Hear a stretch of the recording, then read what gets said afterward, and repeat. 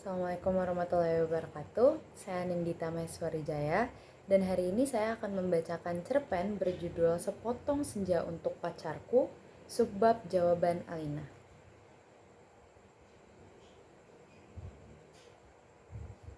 Sukap yang malang. Senja yang kau kirimkan sudah kuterima. Kukira sama lengkap seperti ketika engkau memotongnya di langit yang kemerah-merahan itu. Lengkap dengan bau laut, desir angin, dan suara hempasan ombak yang memecah pantai. Ada juga kepak burung-burung, lambaian pohon-pohon nyiur dalam kekelaman, sementara di kejauhan perahu layar merayapi cakrawala dan melintasi matahari yang sedang terbenam.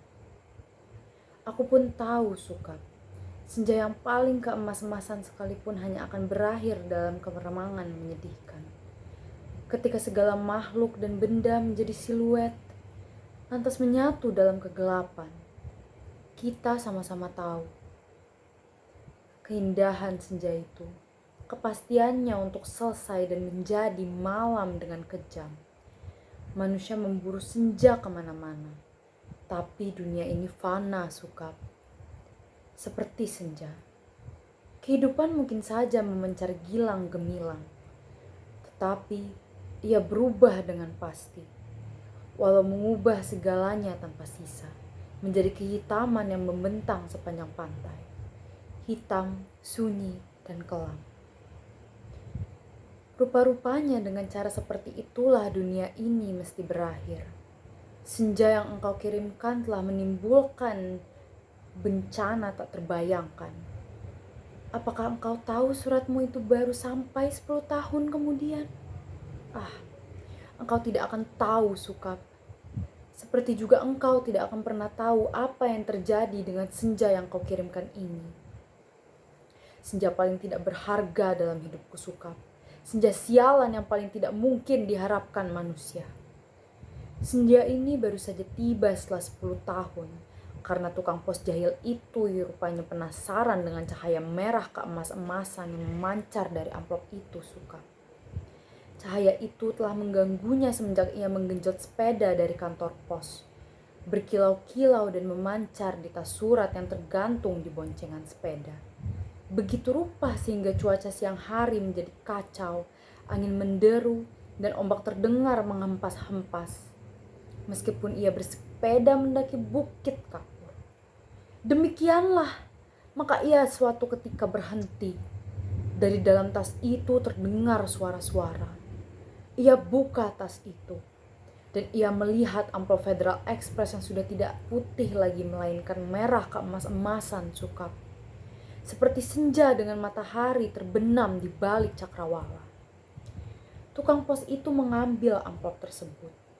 Menimang-nimangnya agak berat juga. Maklumlah, bukanlah amplop itu berisi senja Sukap. Senja dengan matahari merah membara yang turun perlahan-lahan di balik cakrawala. Seperti semua senja yang ada di balik kartu pos. Tapi yang kamu kirim itu bukan kartu pos Sukap. Yang kau kirim itu senja di tepi pantai dengan hempasan ombak, bau laut, dan angin yang asin. Kamu pikir berapa ton beratnya pasir di sepanjang pantai itu Sukap? Kira-kira sedikit dong. Masih lumayan tukang pos itu kuat menggenjot sepeda mendaki bukit kapur. Buset, kalau anak-anak kecil tahu ada matahari terbenam di balik amplop itu lantas bagaimana? Kau tahulah Sukap, anak-anak di daerah bukit kapur begini tidak punya mainan yang aneh-aneh seperti di kota. Mereka hanya tahu kambing dan kerbau, ikan dan belut, sungai dan jagung. Nasi saja jarang mereka sentuh.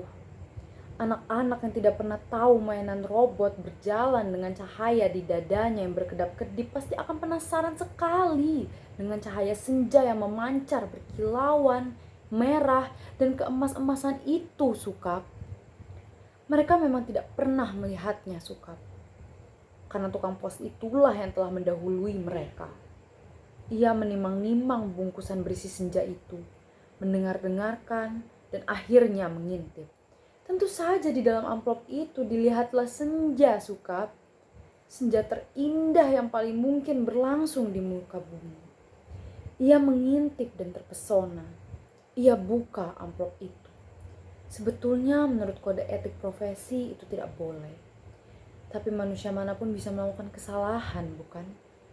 Ia buka terus amplop itu dan melihat senja dengan langit merah keemas-emasan di dalam sana, di mana megah-megah berpencar seperti perahu di danau, memberikan perasaan nyaman dan tenang. Siapa yang tidak suka merasa nyaman dan tenang di dunia ini, Sukap? Di sebuah dunia yang sudah miskin masih bersimbah darah pula.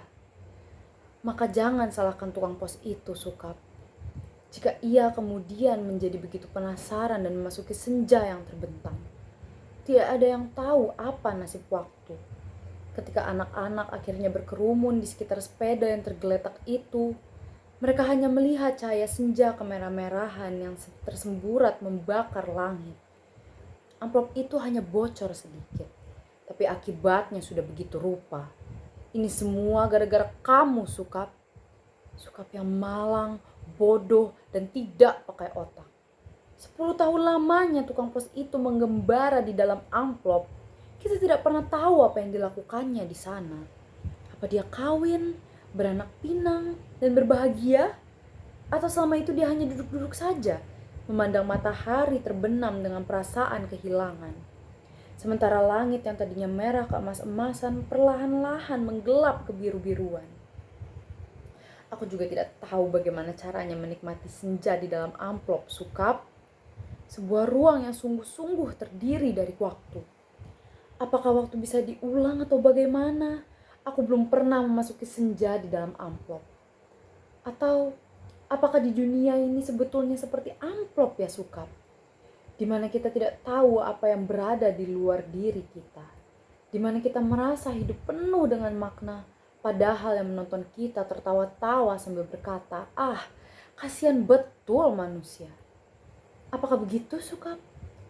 Kamu yang suka berhayal barangkali tahu. Tapi aku tidak mau hayalan. Aku tidak mau kira-kira. Meskipun usaha kira-kira itu begitu canggihnya sehingga disebut ilmiah. Aku mau tahu yang sebenarnya. Apakah dia yang menyaksikan kita sambil tertawa-tawa? Kalau iya, apalah artinya hidup kita ini, Sukap? Tidakkah nasib manusia memang seperti ikan yang diternakan hanya untuk mengisi akuarium di ruang tamu seseorang yang barangkali juga tidak terlalu peduli kepada makna kehidupan ikan-ikan itu? Aku tidak pernah tahu. Tidak ada seorang pun yang tahu apa yang dialami tukang pos itu di dalam amplop. Sampai ia keluar 10 tahun kemudian dengan wajah bahagia. Dia sudah 10 tahun menghilang di dalam amplop. Tapi ia tidak tampak bertambah tua. Apakah waktu di dalam amplop tidak bergerak? Tepatnya, apakah senja di dalam amplop itu tidak berhubungan dengan waktu? Apakah tidak ada waktu di dalam amplop Federal Express itu? Apakah aku harus peduli dengan semua ini, Sukap? Apakah aku harus peduli? Kamu betul-betul merepotkan aku, Sukap. Dasar laki-laki tidak tahu diri. Sukap yang malang, goblok, dan menyebalkan. Kamu tahu apa yang terjadi 10 tahun kemudian? Tukang pos itu tiba di depan rumah kami. Iya, rumah kami. 10 tahun banyak yang terjadi dong, Sukap. Misalnya, bahwa aku kemudian kawin, beranak pinak, dan berbahagia. Jangan kaget. Dari dulu aku juga tidak mencintai kamu, Sukap. Dasar bego, dikasih isyarat tidak mau mengerti. Sekali lagi, aku tidak mencintai kamu. Kalau aku toh kelihatan baik selama ini padamu, terus terang harus kukatakan sekarang. Sebetulnya aku cuma kasihan. Terus terang aku kasihan sama kamu, Sukap. Mencintai begitu rupa tapi tidak tahu yang kamu cintai sebetulnya tidak mencintai kamu. Makanya jangan terlalu banyak berhayal, Sukap. Pakai otak dong sedikit. Hanya dengan begitu kamu akan selamat dari perasaan cintamu yang tolol itu. Tapi bukan cinta yang sebetulnya yang ingin kuceritakan kepadamu, Sukap. Soal cinta ini sama sekali tidak penting.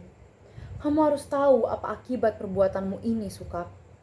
Mengirim potongan senja untuk orang yang sama sekali tidak mencintai kamu. Tahu apa akibatnya? Begitu tukang pos itu pulang, setelah mencitakan kepada kenapa kiriman Federal Express bisa terlambat 10 tahun, kubuka amplop berisi senja itu. Dan terjadilah semua ini. Apa kamu tidak tahu, Sukap? Senja itu meski cuma sepotong, sebetulnya juga semesta yang utuh. Kamu kira matahari terbenam itu sebesarnya seperti apa? Seperti apem. Kalau sepotong senja itu di dalam amplop terus sih tidak apa-apa. Tapi ini keluar dan lautnya membludak tak tertahankan lagi.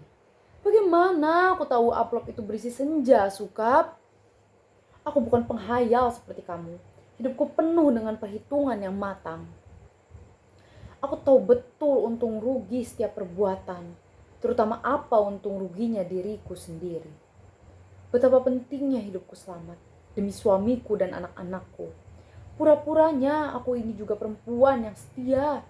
Itu pula sebabnya, sebelum maupun sesudah kawin aku tidak sudi berhubungan dengan kamu, Sukap.